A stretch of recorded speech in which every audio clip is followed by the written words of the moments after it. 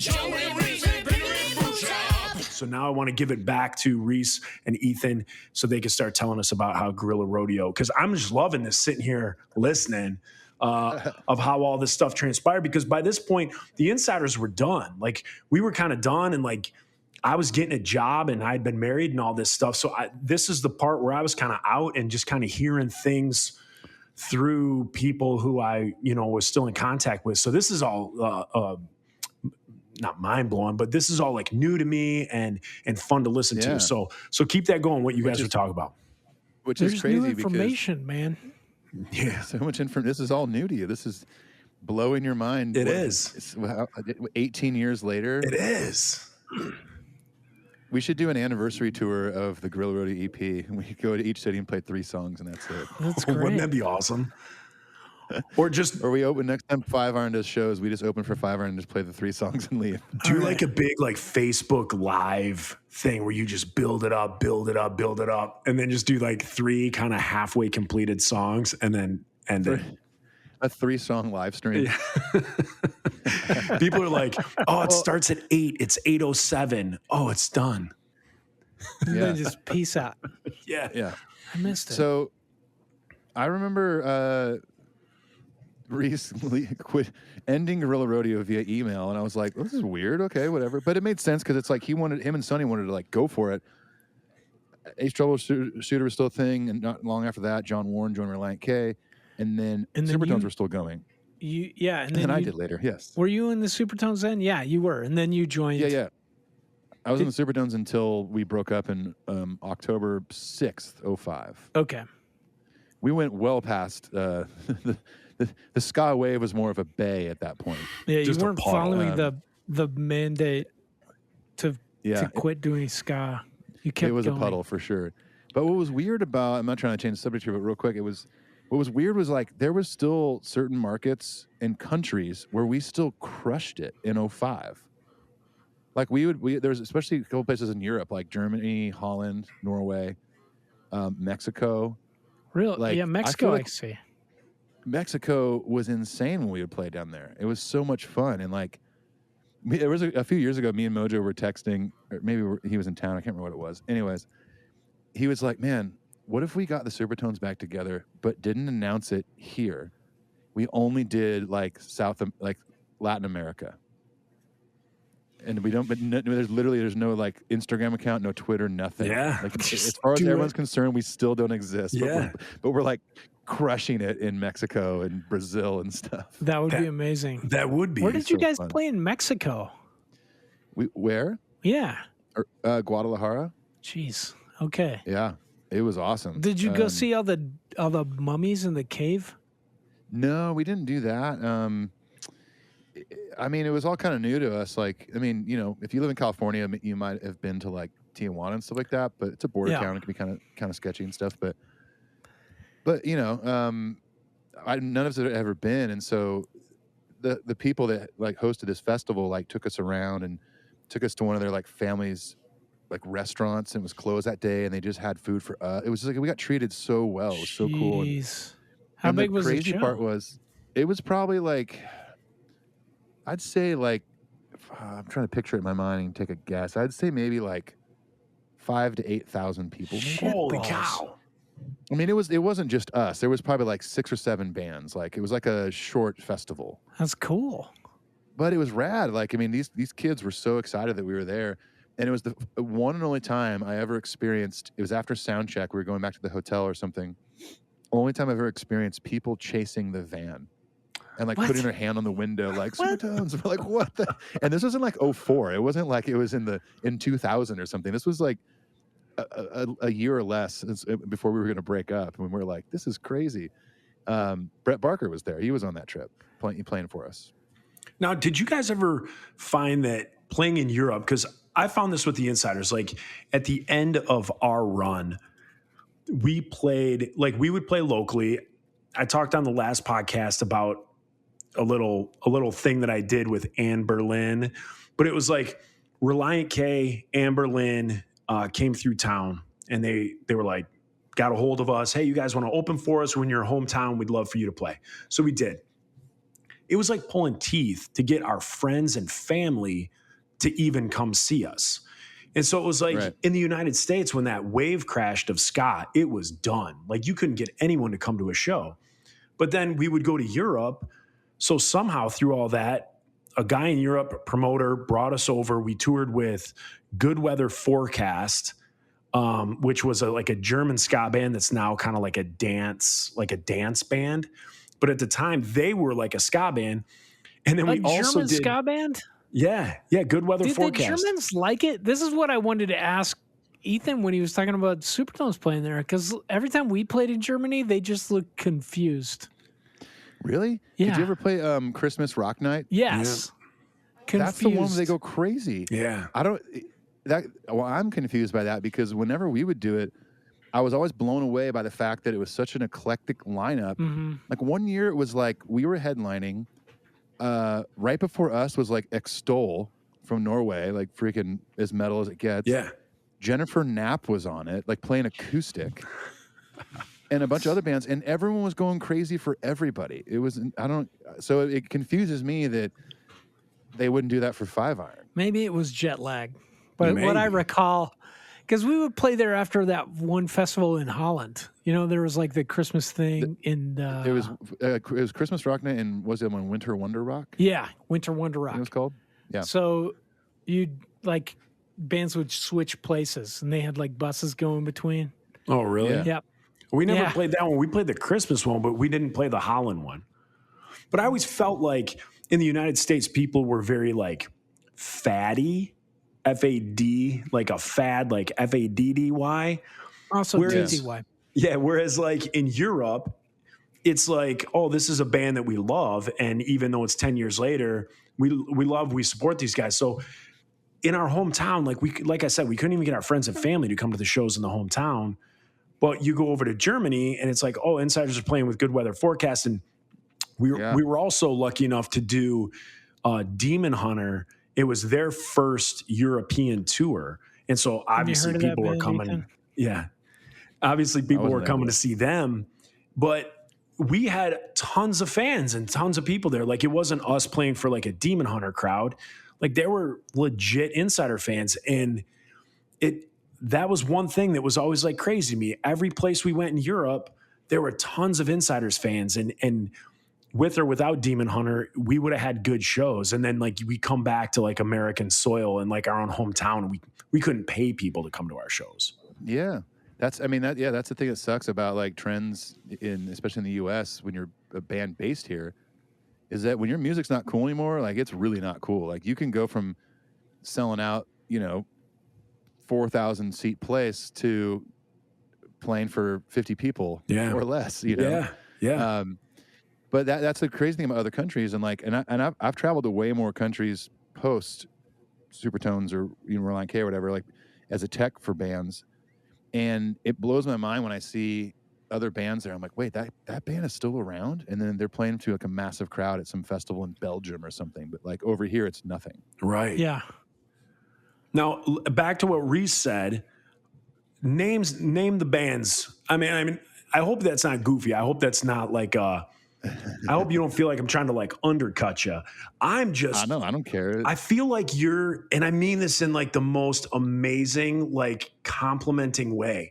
You're like the Forrest Gump of music. Like Forrest Gump wove himself in that movie throughout all these amazing things in history. And you're like woven through these amazing bands in history. And like, I'll be listening to a band and I'm like, I didn't even know you were like teching and stuff for like Kings of Leon. And I was like, what? Yeah. How did you get, so like you're like the Forrest Gump that's just woven yourself through the history of like music from the 90s on. I just far more intelligent and better looking Forrest Gump. Yes. No way. I mean, yeah. He had a nice box of chocolates, man. Yeah, he did. I worked for Jenny. Well, for Jenny, he really let her just run all over him, man. Every time I watched the movie, I was like, dude, come on, Jenny. That's hurtful. Like how many chances are you going to give her? Yeah, it's because she was in The Princess Bride. That's why. That's the only reason he lets her. It's because she plays acoustic guitar butt naked. He's like, as you wish. I'll say it. That does help. I'll preface my band list by saying, because I've been asked a lot by people that are like, in a way, it's like there's been people out there over the years that are almost like, not like angry about the fact that I've been in a lot of bands, but maybe it's confusing or Jealous. Or they have maybe That's what I think. or they have their idea of like why I've been in a lot of bands. And the simple fact of the matter is, there's always been a reason, like a really, really good reason why I've left a band. It's not just like, oh, I'm bored, so I'm just going to go do something else, you know? And there's guys out there that are like that. I have to have a really good reason for me to like quit a band. So with that said, I guess I'll start with the Dingies. I mean, I have like high school bands and stuff, but nobody Let's knows hear those, about but, those. I had one called Toe Ring Mary Oh, because we wanted to be alternative. Absolutely. That's Toe a Ring better Mary name than sounded Five alternative. Iron Frenzy. or skunk trumpet. Yeah. We literally played one show and played 2 songs, and it was our talent show. But our singer, his name was Sean. I forgot his last name, but we wrote one song and played a Pearl Jam cover as sophomores, and he decided he wasn't going to write a chorus, and so he just kind of made up something at the talent show, and he called the song Untitled. nice. That's deep. That's So punk stupid. rock. That's deep. It was. We didn't have a chorus. Then we played Animal by Pearl Jam. Nice. Very cool. My basically, high yeah, school so, talent show band was called Jim Jones Party Mix. We played Prong, Snap Your Fingers, Snap Your Neck, and Guar's Sadama Go-Go. Did you pass wow. out Kool-Aid? No, but we had 2 shirts made that was a picture of the Kool-Aid Man with X'd out eyes. Whoa. Yeah. All right, keep going, dude. Keep going. Keep going. Okay. So basically, like, pretty much right out of high school, I don't know if you know this, but I technically formed the band Project 86 with Andrew Schwab. What? You did? Yeah.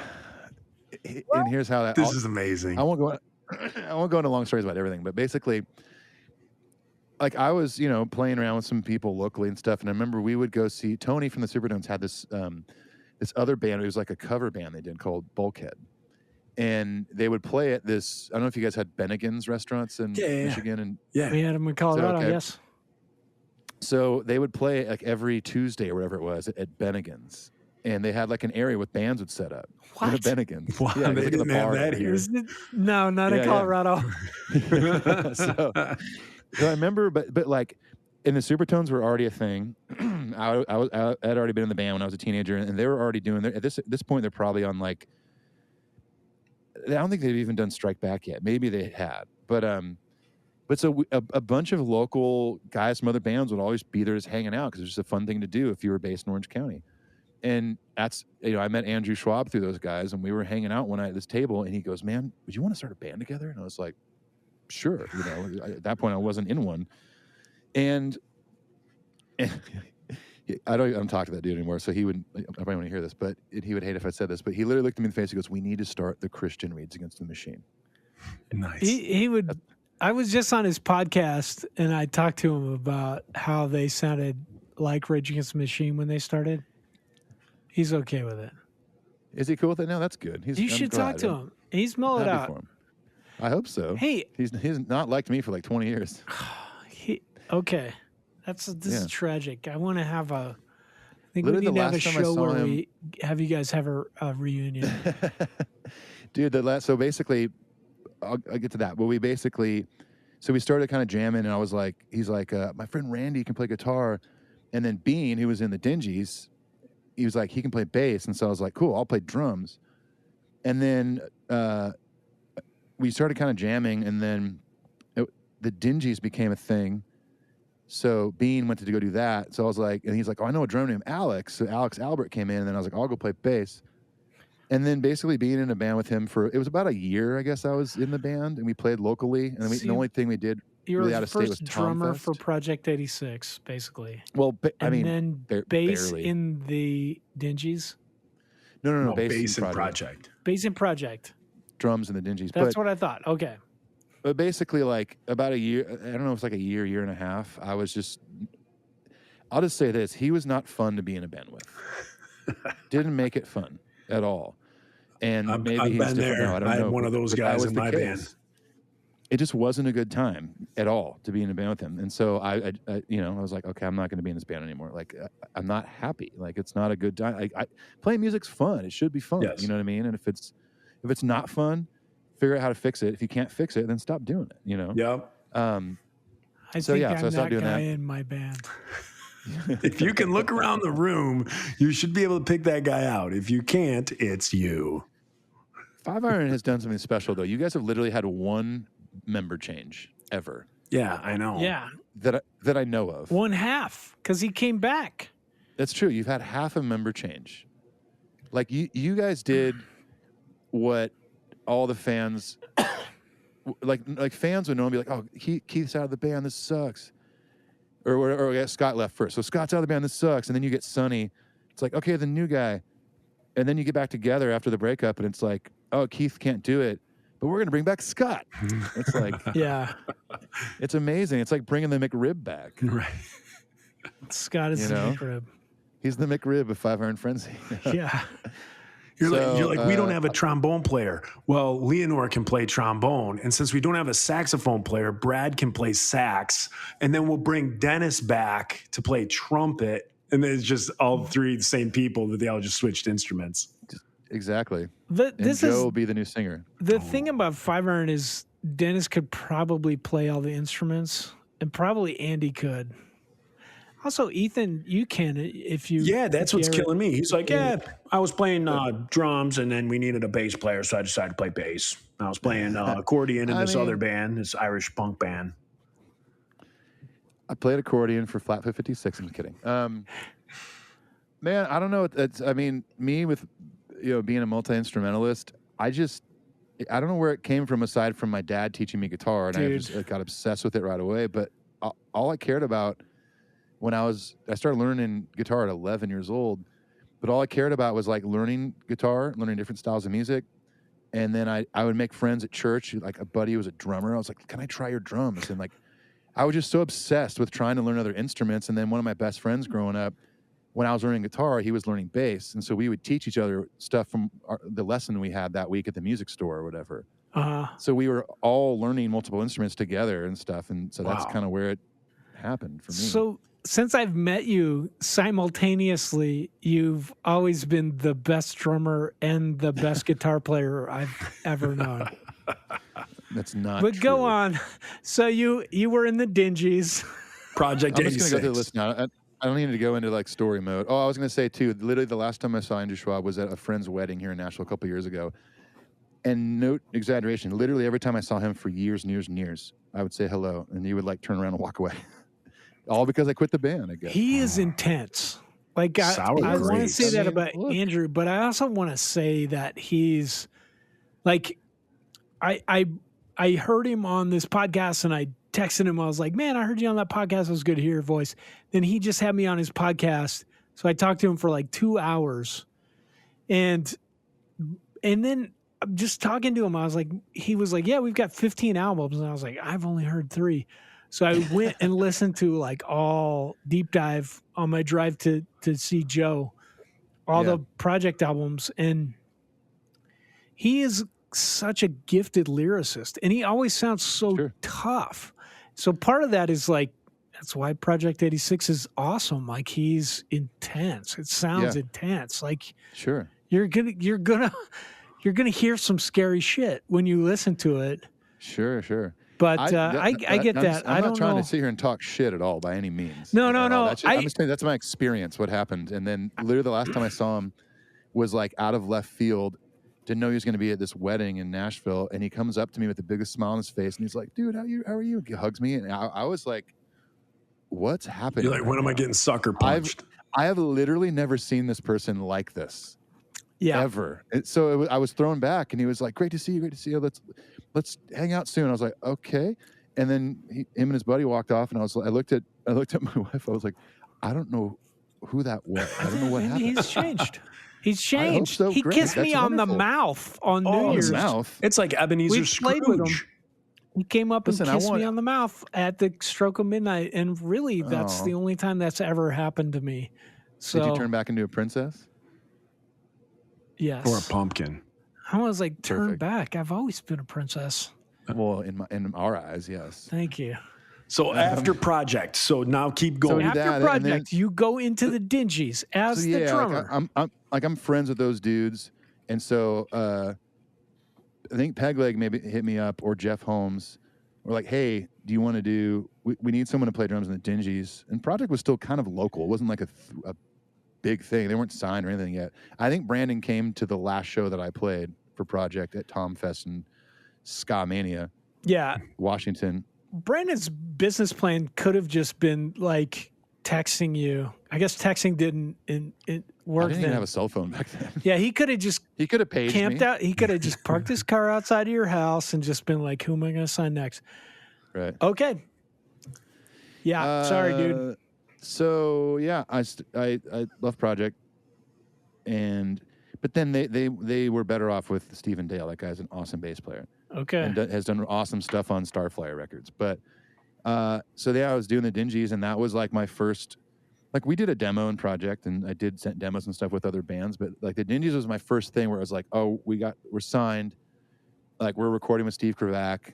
Our first tour is with Value Pack and Goaty Hook. This is going to be awesome. You know what I mean?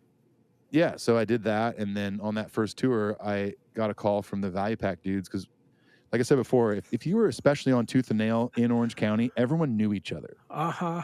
Like, we knew the Value Pack guys, we knew Stave Zaker guys, we knew Joy Electric. Everybody kind of knew each other.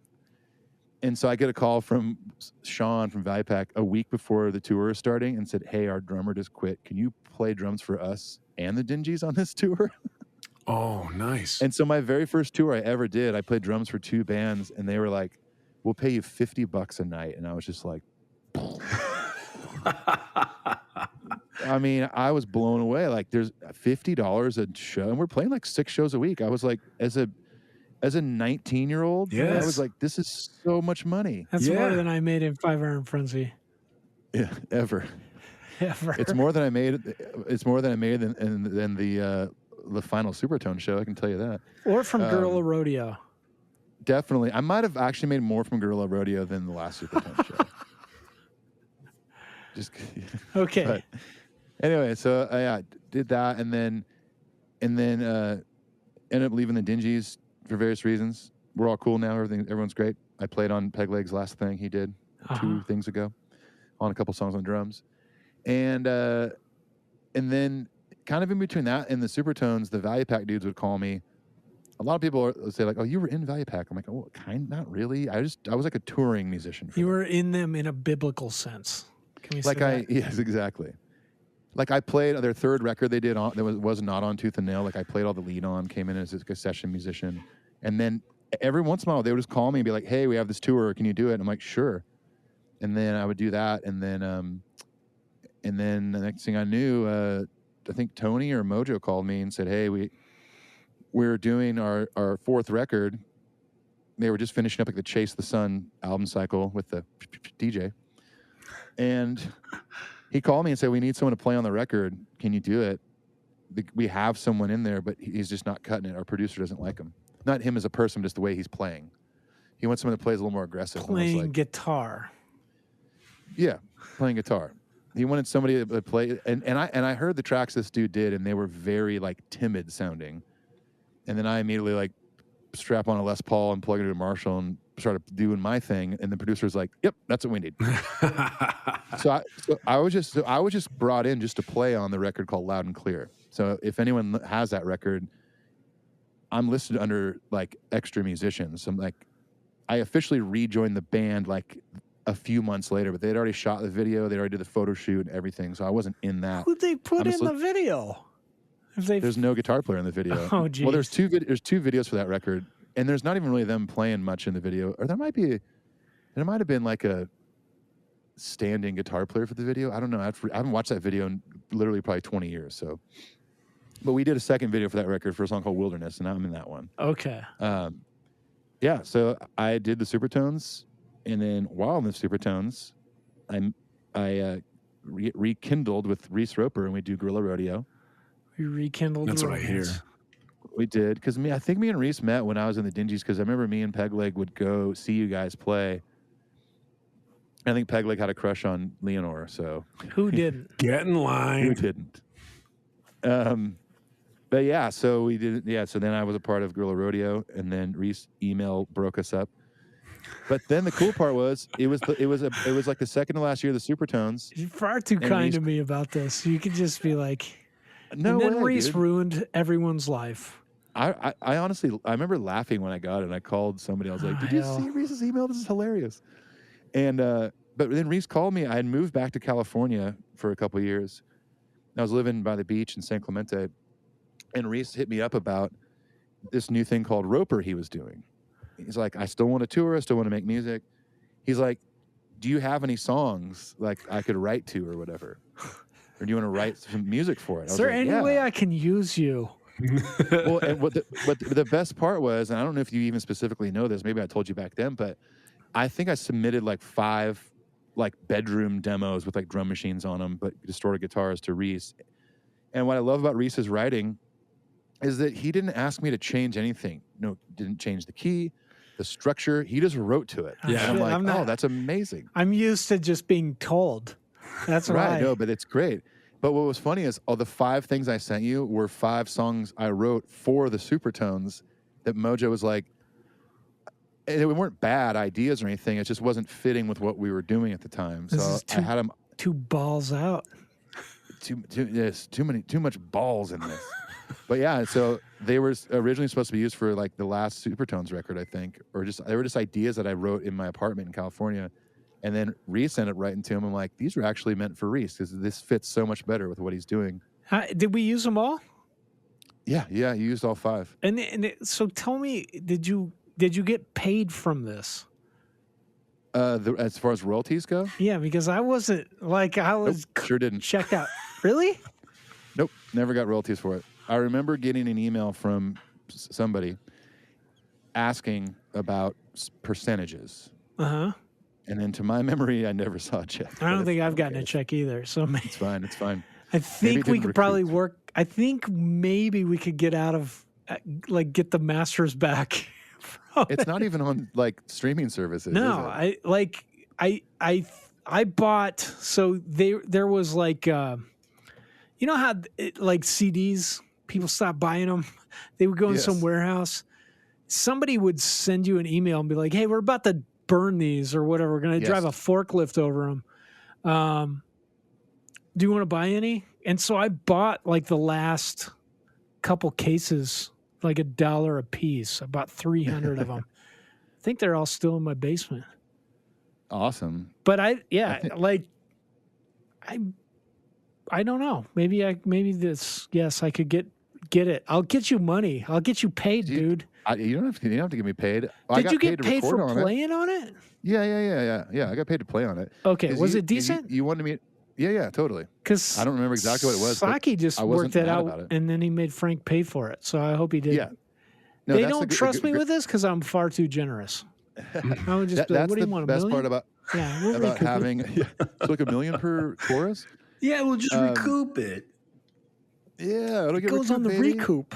It's Yeah, fine. That- Do you that's the need a best part about having massage? someone like We'll get this someone like lady. Saki on your team.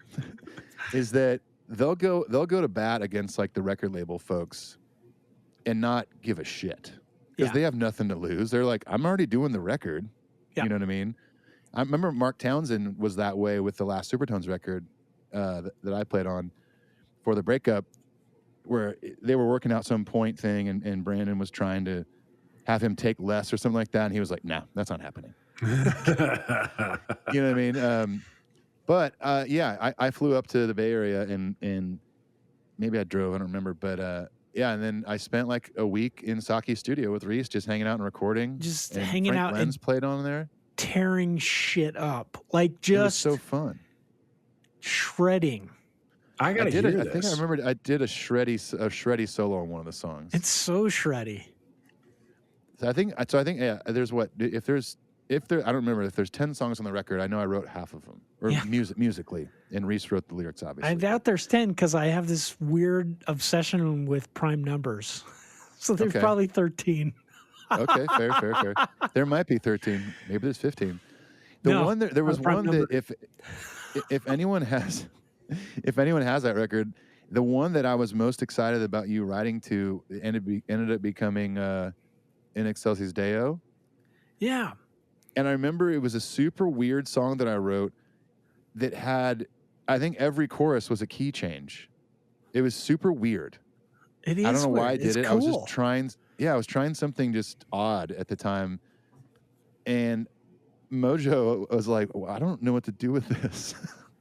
And so I gave it to Reese, and he just writes over it like it's nothing. And I remember hearing the vocal. I was like, damn, dude, this is awesome. Not like it's nothing. It was like 2 months of being trapped in a room. For a split second there, I still thought you guys were talking about Guerrilla Rodeo, but you guys are on to Roper, right? That's what we're talking Yes. about now? Yeah. So I have that Roper album. I love that I album. do. I like I that love album everything a lot. except one. myself. It's great, except me singing. I just was like, I wonder what it'd be like if I just acted like I was disemboweling myself on every note. I mean, That was great. Just vocal tracks on there. Yeah, just the opening track. What is it? Hello, Lame Wads. Yeah. That was fantastic. Like I just think it like boom right from the beginning. I just thought that album was really really good. So then And I what'd you think do after Roper? No, so after Supertones, then you did Roper, did Guerrilla Rodeo. No, Roper was recording the Roper stuff. I think was while I was still in the Supertones. Okay. I just wasn't on Okay. the road. Okay. And then so we with Supertones in early 05, we decided like, okay, I think it's time. Like, it was at the point where it was like, if this isn't financially making sense, like people have kids and houses and families and mansions and Ferraris and Lamborghinis and stuff like Exactly. The Supertone that. We're way. not making what we used to make. You know what I'm saying? Yeah, I had to sell my helicopter. It was a bummer. I know. Been there. But Sucks. I sold it to Dennis, actually. He has all that FU trombone money. That's really nice. But yeah, and then I moved back to Nashville after we finished in early October of 05. Had an awesome last show, like sold out, like 3,500 people. It was great. And then like literally 2 months later, I moved back to Nashville. And me and Dan Spencer were going to start a studio called Rebel Waltz Recordings. Yes. And we had it going for like about a year and a half or so.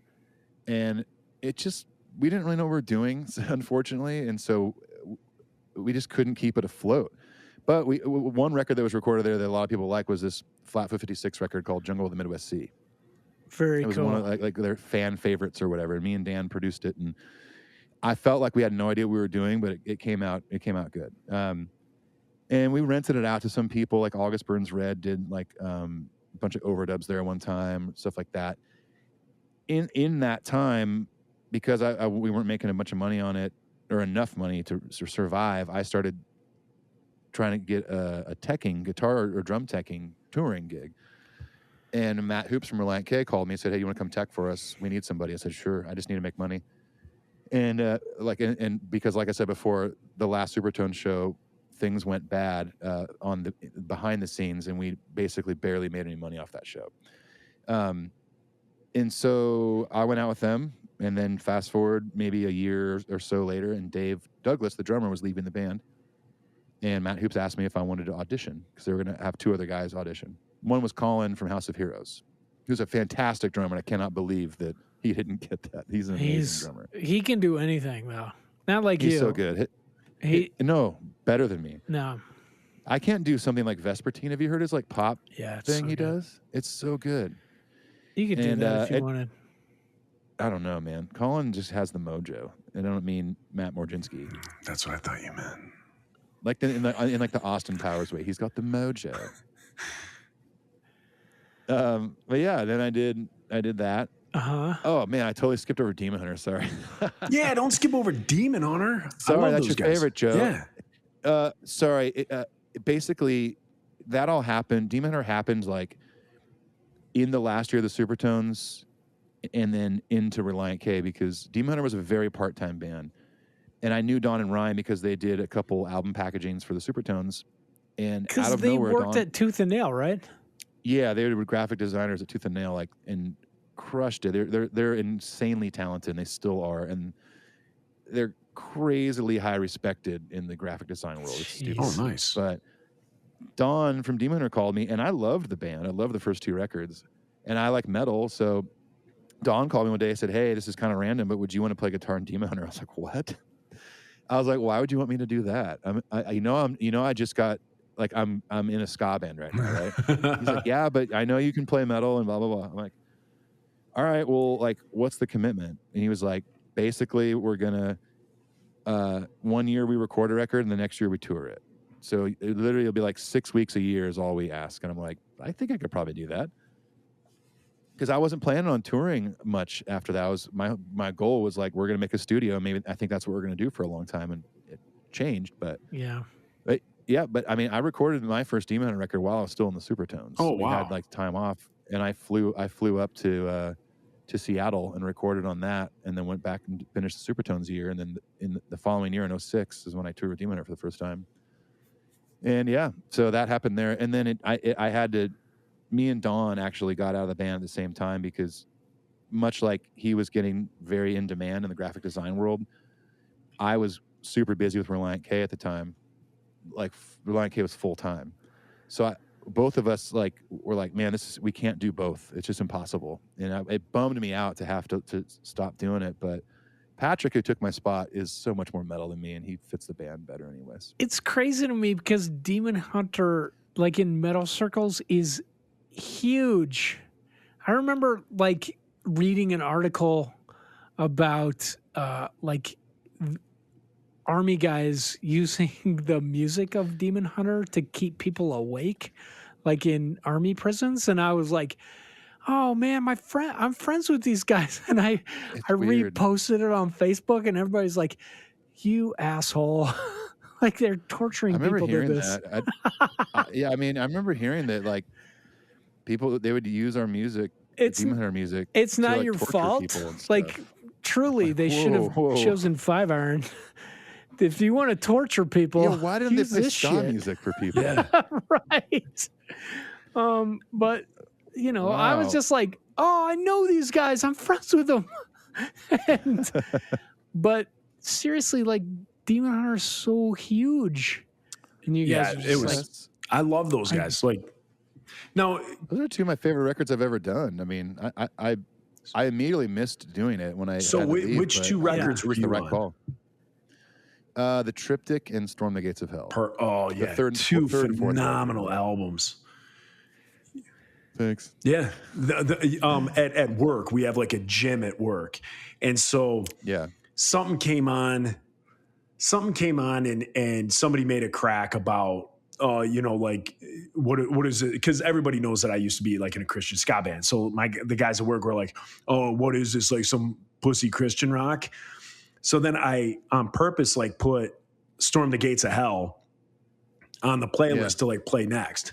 And same guys who were saying that, 5 minutes later are like, "Oh man, who is this?" And I'm like, "Yeah, this is some pussy Christian band, Demon Hunter." And so all these guys are like, putting it in their thing to like stream it and all that stuff. So yeah, just this last week I turned on a bunch of dudes to the Storm the Gates of Hell album.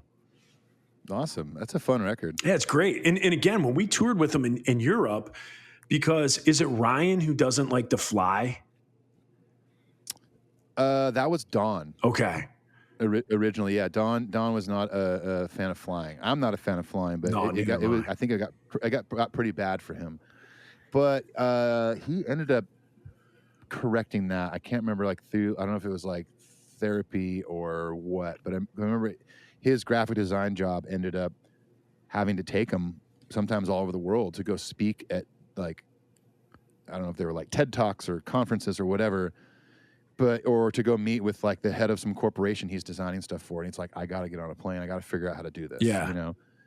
But no, yeah, there were times where Don like would not want to fly. Like he just, Yeah. physically he couldn't do it or something like that, which I get. I mean, I've been flying on planes forever until the pandemic hit. You know what I mean? Yeah. It's like, I hate it. I think I'm going to die every time. Yeah, me too. Yeah, I'm is it the absolutely flying? terrified.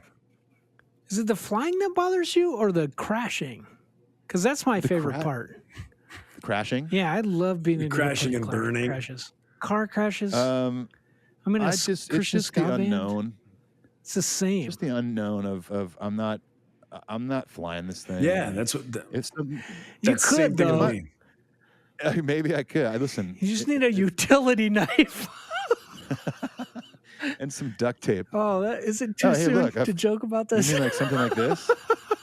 I've got a utility tool literally right at my desk because I was working on one of my guitars Too earlier. soon. Too soon Well, to that's- joke this- about will- hijacking. Will this piece start the plane? Mhm. It could very Um, well could. Maybe. Um, Anyways, I don't know where we were, but So Demon Hunter. then- You went from Demon Hunter, Reliant then you K. left. Yep. Now you're in Reliant K. yeah, then I did Reliant K for like 5 years. Then I didn't. for like 5 uh, years, and then what happened? 5 years, and then I left the band. We're all good now. We've been hanging out lately, which is cool. Okay. It's been like 8 years since that happened, but that was another one of those situations where I was like, I feel like I have no choice right now. At the time, I felt like, and you know, I mean, technically, me and John Warren and John Schneck all kind of left the band at the same time. Okay. I was pretty public about it just because I knew I had people that kind of followed me throughout my career, and so I was just like, I don't want to just disappear. You know what I mean? Right. So I put up a thing about, you know, leaving the band and stuff like that. But yeah, and then after that, I like, you know, like everything, I'm a musician. I have a passion for it. I don't want to stop doing it. So I got to find something else to do, you know. Nothing's presented itself in my life so far that has made me want to get off the road, you know. I think if I knew I could be a studio musician full time, that would get me off the road, which I do a lot of studio work here in Nashville for a buddy of mine. But it's like, you know, maybe once a month or every other month. It's not. If it was like every other week, I'd probably not tour anymore. Oh wow. But I just love touring so much still, and I love seeing the world and the country and all that stuff that, yeah, after Reliant K, I tried to find another artist to play for, or I didn't care if it was a country artist or whatever. I didn't care. And I couldn't really find anything. And then I ended up getting a call about a guitar teching position for that band Cold War Kids. So I toured with them for a few months. And then in the middle of that, we were finishing a thing. And I got a call because my friend at the time was the utility musician for Kings of Leon. And I come home from like a 2-month tour with Cold War Kids. I'm home for 3 days. And I get a phone call about working for Kings of Leon. And I was like, I mean, I just got home, but this seems like a good opportunity and good money and blah, blah, blah. Yeah. And it was like an emergency thing where they fired a tech. And I was home for 3 days and they flew me out the next day to Germany. Oh heck yeah. And I was gone for another 6 weeks. Oh wow. It was a pretty brutal year. And that's you know, speaking of flying, that's when my flight anxiety and anxiety in general got really bad because I was just going through so much mentally, and I felt like I had no time to kind of just self-check me. You know what I mean? Like I never stopped Yeah. in that last kind of year. And man, I had some really bad nights in like England and stuff and Europe, just by myself in my hotel room and just like feeling like I was having like a full-on nervous breakdown. Just, you know, it was crazy. Heck yeah. But yeah, it was gnarly. And just, you know, I was like, it was the first time I'd really been like a guitar tech, and I was like maybe second time, but you know, playing music is my passion and creating music is my passion, and touring and playing that stuff is. So to be the guy on the side of the stage was kind of a bummer for me, you know? Yeah. And there's a lot of techs out there that are like, you're crazy, dude. You're making great money. What's the big deal? Who cares? But I care, you know? Yeah. That's why when Reese comes to me and it's like, hey, can you get me some songs from this Project Roper? I'm like, hell yeah, I will. And like, I thrive on that stuff. And I immediately like start going through my hard drive or like changing songs and here, take these, you know? I love being a part of that creative process. I thought you were going to say when you send me a bunch of songs for Guerrilla Rodeo and then I don't write the lyrics or words. There's that too. Or also But, the dude, words. But when we chatted about trying to make a Guerrilla Rodeo record, I think I wrote 2 songs that week. I was just home. I wasn't on the road that week, and I was like, I'm just going to write some rock songs and send them in a Dropbox folder. How does this sound, though? Dang it, I turned it down. There it goes. How does this sound? Is that good? Yeah. That's the kind of stuff we need. We need more Exactly. of that in this world. Exactly. We need to- we need a We need to make Well, synth- Rocky recorders great again. I What? think Rocky in Your Pocket should start a band with Talkbox synth. Pocket. That's a great It's really idea. cool. Look, it's called Rocky in Your Pocket. That I wonder is if you amazing. played that through the talk box, what kind of amazing sounds you could make. You probably could. Although you'd have to wire like a output jack for this thing or something. You could do Maybe. it. I don't know. You could do it. Pretty fun. Yeah, you can do anything. What about playing yeah, with that John kind of- Davis? John you didn't Davis. even talk about that. That was well. So that to me, that's like a different category of like. Shit you do on the side. You play with Well, yeah. There's that. Well, the best or- people, and you're just like, this guy, he was in Super Drag. yeah. I'll play with him. Well, I mean, I put it in a different category in that. Or let me put it this way: I have family that like when I toured with Kings of Leon, there was a brief period where I got to be their auxiliary musician because the old guy left, and so I was like, "This is rad." Some people in my family are like, oh, "You're in Kings of Leon." I'm like, "No, I'm not. I'm not in Kings of Leon." Not in the biblical you are. sense. I'm like, "No, I'm not. I'm literally an employee. I'm not in photos. I'm not in the band. I don't have a spotlight on me. I'm in the background shadows, just playing parts." Yeah. That's like, if I came out and filled in on bass for Five Iron for 2 shows, you're in Five Iron Frenzy. Like, no, I'm not. I'm just fulfilling, dude. You know what I can mean? be in Five and Frenzy in the biblical sense. I'm just telling you. You guys are anytime. always way. I always wanted to be in Five Iron. You guys are way cooler. I don't think that's true, but you I you liked would what up the value of Five Iron about 1,000%. I almost did bass on a 2-week run of shows. When was that? Like 2 years ago? You or Sonny hit me up about you were almost going to do a 2-week tour with the Aquabats or something. Oh man, I forgot about that. Remember? Oh, that would've And, been cool. Like Scott couldn't commit to the whole thing because of work or something, and Sonny's like, "You want to do it?" I was like, "Yeah, that'd be so much fun."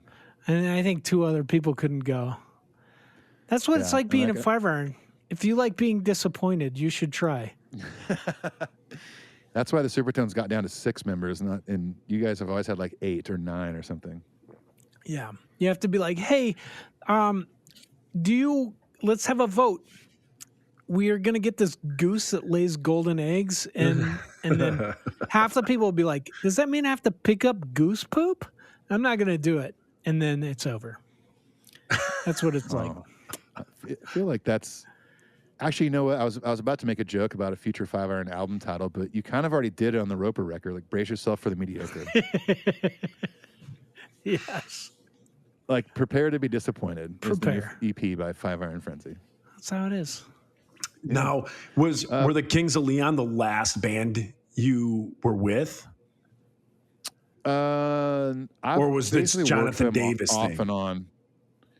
No, John Davis thing happened when I moved back to Nashville, and he was doing his solo stuff after Super Drag. Okay. And he had a live touring band, and at a certain point, like those guys weren't around anymore or something. And then I met John because at one point we shared the same manager, and we brought him in on the last Supertones record to play some organ and like backup vocals and stuff. Okay. We thought it'd be super cool, and he said yes. We didn't think he'd even care, but he said yes, and he was super cool. We became buddies, and then and then he just asked me one day, he's like, "Hey man, do you want to play some shows with me on guitar or whatever?" I'm like, "Sure." And so I got to play. He's with like, him you a want to bunch, play in my know. other band, Korn?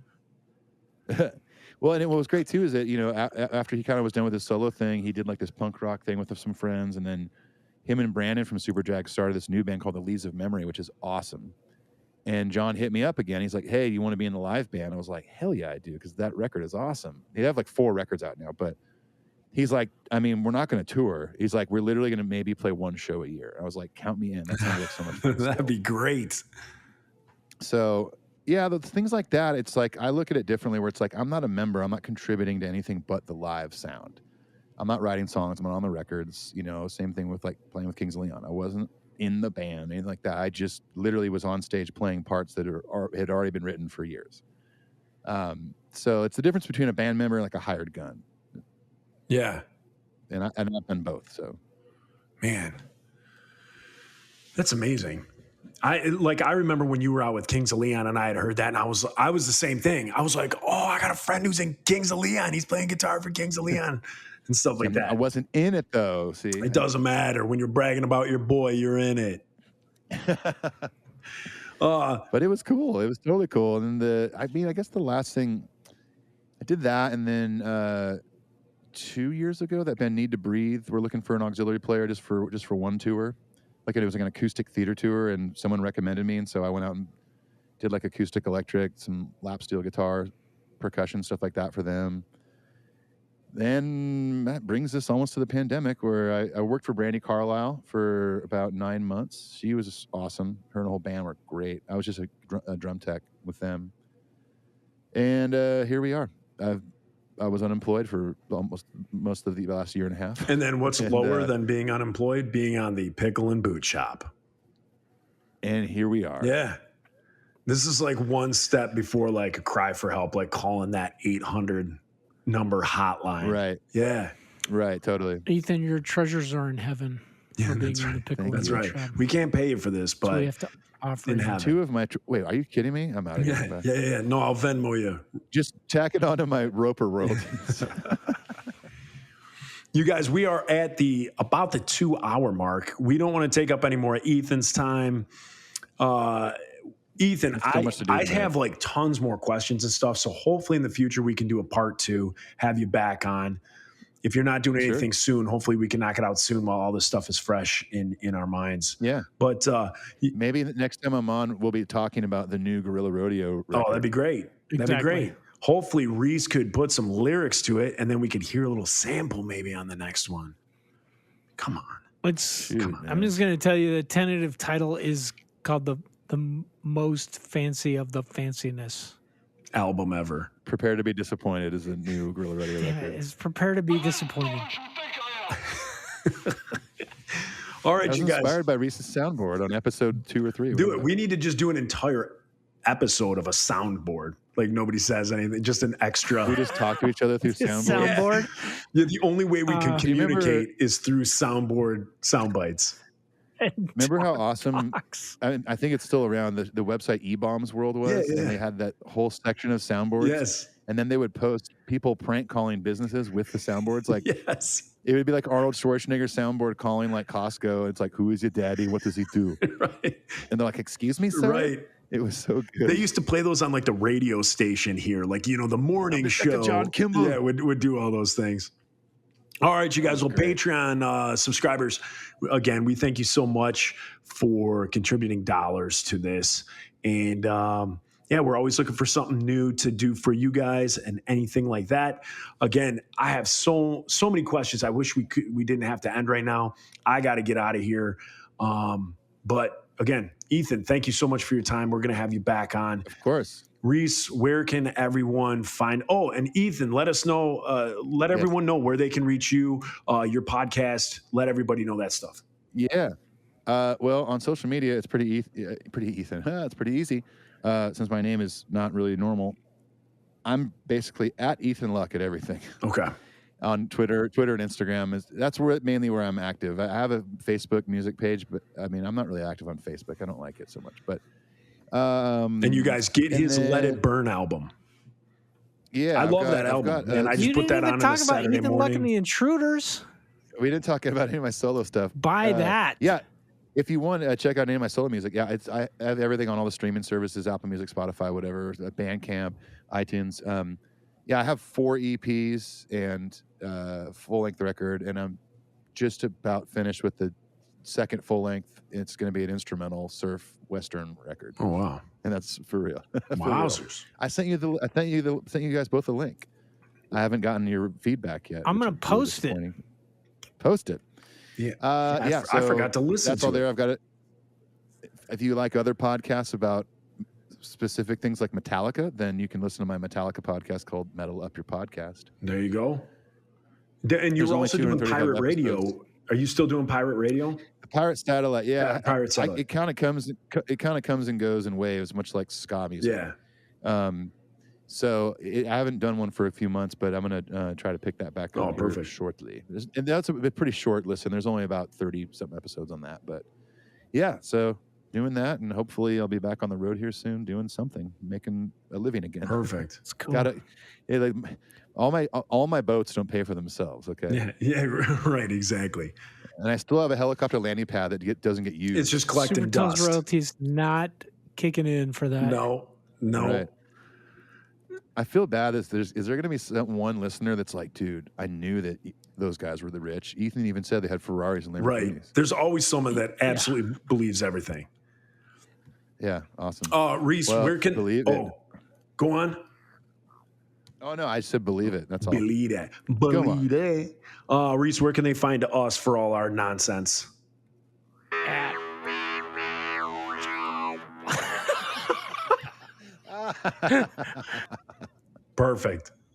Perfect. All right, you guys, I we had are gonna. two of What? these giant things of rum and ginger ale. That's my problem. And I was like, hey guys, You just during a 2-hour cast, you just drank a half gallon of rum. It's is impressive. there something wrong with that? No, not at all. Not at all. I don't see Your a liver problem. loves you. Hey man, it's like you're on an island and it's island Yeah, time. It's yeah, island man. time. Yeah, man. We're talking Yeah, Scott. man. All right, you guys. I teach you. Speaking of rum, you need to. I'll teach you off air, or send it to you. Make a drink called a painkiller. That I learned when I was in Puerto Rico, and it's amazing. Oh, I want to yeah. know about And this now. dangerous. Yeah. Tell us now. Painkillers. Light rum, dark rum, coconut cream, orange juice, pineapple juice, and then I think the coconut cream is like the topping, and then you put nutmeg on top of that. Uh-huh. Chef's kiss. It's amazing. All right. They're so delicious. And we went to Puerto Rico for Christmas like 10 years ago, and we came home and immediately went to the liquor store and bought everything to make painkillers because they were so. I feel like I had something like that in Hawaii, but it wasn't called a painkiller. I don't know what it It was was called. called It might Cream be- of Samyang Gai. Yeah. It was called a killer of pain instead of a painkiller. That's it. All right, you guys, I got to Called get Aloha, out of here. man. And so we will catch you guys later. And that is that. See ya, everybody. Bye bye.